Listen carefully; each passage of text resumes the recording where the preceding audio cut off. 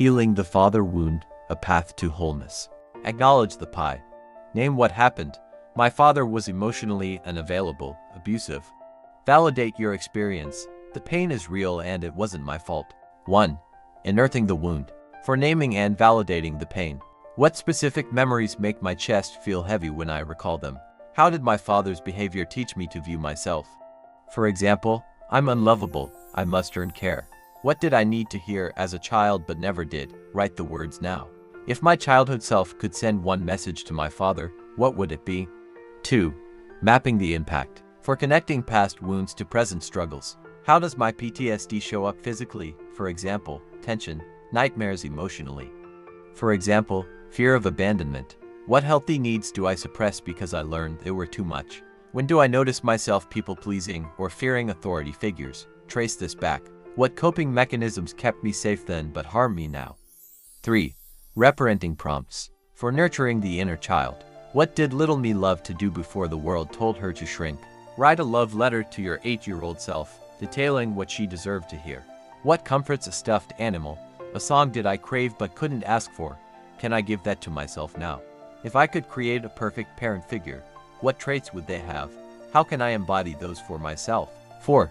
Rewriting beliefs. For challenging internalized lies. What's a harmful belief I carry about myself? What's evidence it's not true? How would someone who truly loved themselves respond to this situation? What's one small way I can prove to myself I'm worthy of care today? 5. Reclaiming power. For building boundaries and agency. What behaviors will I no longer tolerate from others, from myself? What's a need I've been afraid to voice? Practice asserting it here. If my body could speak, what would it say about feeling safe? 6. Envisioning healing. For hope and forward motion. What does healing look like to me? Not perfection, peace. What's one way my pain has made me kinder to others? Describe a future version of myself who's made peace with this wound.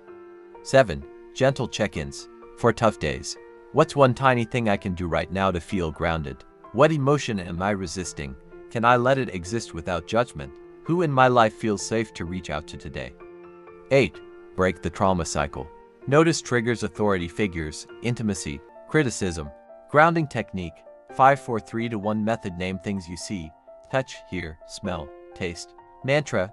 This feeling is temporary. I'm no longer that helpless child. 9. Rewire your brain. EMDR therapy highly effective for PTSD. Positive neuroplasticity exercises. 10. Daily gratitude list. What went well today? Reflectio. Loving kindness meditatio. Create healthy boundaries. I honor myself by choosing relationships that respect me. Practice saying no without guilt. Visualize an energy shield protecting your peace. Find father figures. Seek mentors in community, leaders, teachers, or spiritual guides. Join support groups, adult children of alcoholics, dysfunctional families. Study healthy masculine archetypes in books, movies. Release through creativity. Art therapy. Paint your emotions. Write a letter to your father, burn or bury it ceremonially. Dance, movement to release stored trauma. Build your joy toolkit. Daily, list 3 things that delight you: sunlight, music, pet cuddles. Weekly, explore hobbies abandoned due to trauma.